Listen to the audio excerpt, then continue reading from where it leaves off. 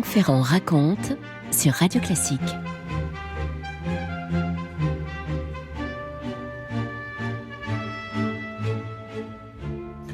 Nous sommes pour commencer en août 1970 en Californie, entre San Francisco et Los Angeles. Nous sommes sur une sorte de lande qui surplombe l'océan Pacifique. Une jeune femme de 16 ans chevauche un pur sang arabe. Elle est là qui file au galop à travers l'immense propriété de sa famille. Quand je dis immense, c'est 100 000 hectares. 100 000 hectares. Patricia ou Patty regagne le château familial où elle passe les vacances. Le château en question, c'est Hearst Castle. Ce castle est d'inspiration andalouse avec ses tours qui paraissent avoir été volées à une abbaye espagnole. 165 pièces, un bassin intérieur aux milliers de carreaux de verre de Murano, avec un temple aux colonnes romaines. Enfin, vous voyez un peu la folie des grandeurs. Le grand-père William Hearst a fait construire ce palais juste après la Première Guerre mondiale, en 1919. Il avait fait fortune. Il avait d'abord hérité d'un modeste journal et à force de scoops, de rachats, il a fini par bâtir un véritable empire, l'empire de la presse du scandale. C'est le personnage dont je vous parle, là, le William Hearst, c'est littéralement le modèle du Citizen Kane d'Orson Welles, bien sûr. Patricia, c'est donc la petite fille. Elle vit à Hillsborough, dans la banlieue très élégante de San Francisco, avec sa mère en dépression, son père devenu patron de l'Empire, 9 journaux, 3 chaînes de télé à l'époque, des radios, bref. Elle a 17 ans, mais elle s'est déjà amourachée d'un Steve, qui est un garçon de 23 ans, sympathique chevelu, professeur de maths et surtout animateur de l'atelier de guitare. Je vous rappelle qu'on est en 1970. Tout ça est plus qu'une aventure d'ailleurs. Les tourtereaux se mettent en ménage à Berkeley, où Patty s'inscrit à la fac en histoire de l'art. On parle même à un moment de se marier. Bref, c'est une vie agréable. Ce qui attend l'héritière, c'est une vie bien rangée surtout. Mais ça, c'est sans compter la terrible soirée du 4 février 1974. Vous voyez qu'on a un petit peu avancé dans le temps. Maintenant, Patty a 19 ans. Elle a passé la journée en cours. Le soir, dans l'appartement, Patty et Steve avalent des sandwichs au thon en regardant la télé. Il est 21h17 quand on sonne à la porte. Steve va voir, derrière la porte, une jeune femme qui dit avoir embouti sa voiture. Et surtout, elle a fait du mal à la leur, dit-elle. Alors bon, qu'est-ce que vous voulez, il ouvre. Et à ce moment-là, 2 hommes surgissent, pointent leur pistolet sur Steve. Patty s'enfuit vers la cuisine, seulement la femme la rattrape, lui colle le canon d'une arme sur la tempe. « Tu la fermes », lui dit-elle. Et le couple est maintenant ligoté, bâillonné. Les 3 malfaiteurs cherchent de l'argent, des bijoux. Bref, ils n'arrivent rien à trouver. Et finalement, ils entraînent Patty au dehors, dans leur voiture. Elle crie, bien sûr, quand elle passe dans la rue. Il y a même des fenêtres qui s'ouvrent. Les voleurs tirent sur les voisins. Donc ça commence à devenir une véritable fusillade. Les voilà qui enfournent Patty dans le coffre et qui démarrent en trombe. Autant dire que l'héritière de l'Empire Hearst a été kidnappée. Franck Ferrand sur Radio Classique. Ça va faire 2 heures de route à peu près avant que la voiture ne s'arrête. On tire Patty du coffre, on la traîne dans une maison et au fond d'une pièce, il y a un placard. C'est là que les malfaiteurs la jettent avant de verrouiller la porte, bien sûr. Elle est séquestrée dans une penderie, Patty Hearst. Totalement sidérée, bien sûr, elle est terrifiée, on peut imaginer, avec cette nuit qui passe dans l'angoisse et le matin. Elle entend ses ravisseurs, ils sont peut-être 4, 5 à s'agiter dans la pièce, juste derrière la porte. Elle comprend tout de suite qu'elle a affaire à des fous alliés, des illuminés. Ils parlent de l'ALS, elle ne sait pas encore ce que c'est, mais elle entend tout un charabia politico-révolutionnaire. Elle comprend qu'ils espèrent faire un gros battage médiatique autour de son enlèvement. Alors, on la nourrit, si on peut vous dire, on la nourrit, elle n'est pas trop maltraitée. Au bout de quelques jours, voilà que les kidnappeurs la sortent de son placard et se mettent à lui parler. Et c'est là qu'elle va découvrir la fine équipe. Alors, il y a d'abord Sin, le chef, qui a 30 ans et qui proclame « Je suis un prophète, je suis sur terre pour guider le peuple ». Ah bon ? Il explique à Patty « Tu es prisonnière de guerre. Nous te traitons conformément à la Convention de Genève. Nous t'avons enlevé parce que 2 camarades sont en prison. Tu vas être traité comme eux. Si ça s'aggrave pour eux, ça s'aggravera pour toi. » Ce sin, là, ça s'écrit C-I-N, hein, pas S, c'est pas le péché en anglais. C'est donc le leader de cette fameuse ALF, ce qui veut dire Armée de libération symbionnaise. Mais qu'est-ce que ça veut dire, demande Patty. J'aime bien le mot symbiose, ça sonne bien. Voilà, symbiose de plusieurs éléments, comme l'ALS.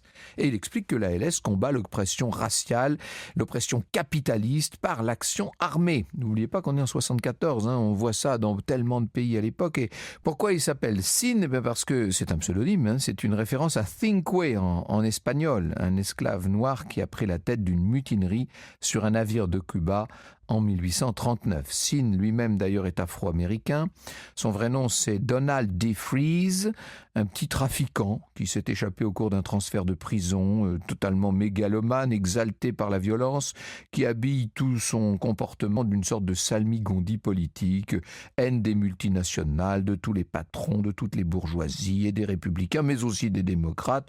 Tout ça saupoudré de citations de Staline, de Mao. On reste quand même dans l'air du temps. Il a enrôlé autour de lui toute une clique de jeunes gens. Il y a Bill Harris, qui est vétéran du Vietnam, et sa femme, Emily. Bill est obsédé par la cause des Noirs. « Ah, comme j'aimerais être un Noir », dit-il souvent. Angela, qui était dans le même cours de théâtre que Bill et Emily, fait aussi partie de la bande. Il y a aussi un fils de médecin, Willie. Et puis Russ, Patricia, Camilla, Nancy. Enfin bref, en tout, ils sont 9. Un groupuscule composé donc de 6 filles et 3 garçons, tous blancs à part le fameux Thin. Ils se sont tous choisis un prénom Swahili pour rompre avec la vie qu'ils avaient jusqu'alors pu mener, et ils jouent à la guerre dans la forêt, ils tirent sur des chiens pour s'entraîner à viser, enfin vous voyez un peu le genre. Le problème c'est qu'ils ont déjà basculé dans la violence. 3 mois plus tôt, Sin a fait assassiner de sang-froid Marcus Foster, qui était le premier noir de Californie nommé directeur d'une école. Pour Sin, c'était une trahison, ça. On ne devait pas accepter d'entrer dans la bourgeoisie blanche. Il fallait l'éliminer, c'est aussi simple que ça. 2 membres de l'ALS ont été arrêtés, Sin et les autres se sont planqués, mais l'homme en question n'avait pas dit son dernier mot, puisque après cet assassinat, il y a donc un enlèvement, et pas n'importe quel enlèvement, l'enlèvement de Patty Hearst. Vous écoutez Radio Classique. La presse va recevoir bientôt un avis de détention qui est signé du fameux Sin. Capture d'un prisonnier de guerre, Patricia Hearst, fille de Randolph A. Hearst, ennemi capitaliste du peuple. Arrestation et mise en détention en cas de résistance, exécution. Mandat délivré par le tribunal du peuple, mort à l'oiseau de proie fasciste qui se nourrit du sang du peuple. Le lendemain, devant la villa de Hillsborough, les parents Hearst vont demander la libération de leur fille chérie et promettre l'impunité aux kidnappeurs. Ils sont tétanisés devant toutes ces caméras de télévision. Il y a toutes les chaînes d'Amérique qui sont là, évidemment. Et en réponse, l'ALS dépose une bande magnétique devant les locaux d'une radio. Et sur l'enregistrement, il y a la voix de Patty. « Maman, papa, je vais bien. Arrêtez de faire comme si j'étais morte. Maman devrait ôter sa robe noire, ça ne m'aide pas du tout. J'ai attrapé un rhume, il me donne des cachets, je ne suis pas affamé, ni battu, il n'essaie pas de m'effrayer, je ne suis pas bâillonné, maltraité, tout va bien. » Et puis, elle doit lire un long message politique qui n'a évidemment ni queue ni tête, un de ces messages qu'écrit le fameux Sin, là. Et plus tard, tombe la demande de rançon. Sin exige que les Hearst, devrais-je dire, livre des repas d'une valeur de $70 à tous les indigents de Californie. Le 24 février à San Francisco, 100 000 paniers repas sont ainsi distribués, ce qui va provoquer des files d'attente incroyables, des kilomètres d'attente. Vous imaginez, entre parenthèses, la pauvreté dans toutes ces régions, et ça va même créer des émeutes en vérité. Patty dit que tout va bien, mais dans la planque, la réalité est moins rose. L'étudiante en art écoute ce délire complètement, cette espèce de délire de Sin, là, sans broncher. Elle essaie de ne pas le contrarier, bien entendu, mais il y a plus grave. Il a décrété l'amour libre, et à plusieurs, y compris pour Patty. Évidemment, elle ne veut pas se soustraire, elle voudrait, mais elle ne peut pas se soustraire aux assauts de ces garçons qui sont là, qui la violent. Elle finit par abandonner toute résistance. Les jours passent, le groupe change de planque. Patty est de plus en plus résignée au point que Sean et les autres la considèrent de moins en moins comme une ennemie. Ils la récompensent, ils la laissent regarder la télé ou lire les journaux, ils la font maintenant manger à leur table. Et évidemment, elle discute avec eux. Elle est devenue une de leurs camarades en quelque sorte. Et Patty elle-même va finir par regarder l'ancien monde auquel elle appartenait avec un peu de distance. Je prenais conscience du mur qui avait protégé ma vie. Jamais je ne m'étais intéressée à la situation mondiale, à la politique ou à l'économie, dit-elle. Est-ce qu'on est en plein syndrome de Stockholm? Le 2 avril 1974, Sean lui pose 3 questions. Veux-tu devenir un soldat de l'armée de libération symbionnaise? Oui, répond-elle. Renonces-tu à ton passé? Oui. T'engages-tu à vouer ta vie à la cause? Oui. Et voilà comment Patty Hearst devient une soldate. Et ils envoient un enregistrement où Patty déclare « Je m'appelle désormais Tina. Je rejoins l'ALS de mon plein gré. » Il poste aussi une photo de Patty avec une mitraillette sur la hanche, un béret sur la tête, et le public américain se dit tout ça est une mise en scène, c'est pas possible. Et pourtant maintenant, Patty s'entraîne avec les autres, et quand Sean décide de braquer une banque, eh bien la voilà qui est embrigadée avec toute la petite bande. Le 15 avril 1974, ils surgissent dans une agence de l'Hibernia Bank, et les voilà qui hurlent, qui menacent, un coup de feu part, un client est tué. Ils repartent avec $10 000 et avant de sortir, Patty se plante sous une caméra. « Je suis Tina, dit-elle, Patricia Hearst. » C'était convenu avec Sean, elle devait afficher sa conversion à la face du monde et les tueurs disparaissent. Ils changent encore de logement, ils sont toujours en train de se déguiser, ils laissent pousser leur barbe pour certains, ils se font des teintures pour d'autres, ils repeignent le fourgon, bref. Et pendant tout ce temps, Patty est là, elle reste avec eux et le 16 mai, avec le couple Bill et Emily, on les voit acheter des treillis dans un magasin de sport. Bill vole des articles, les vigiles l'attrapent.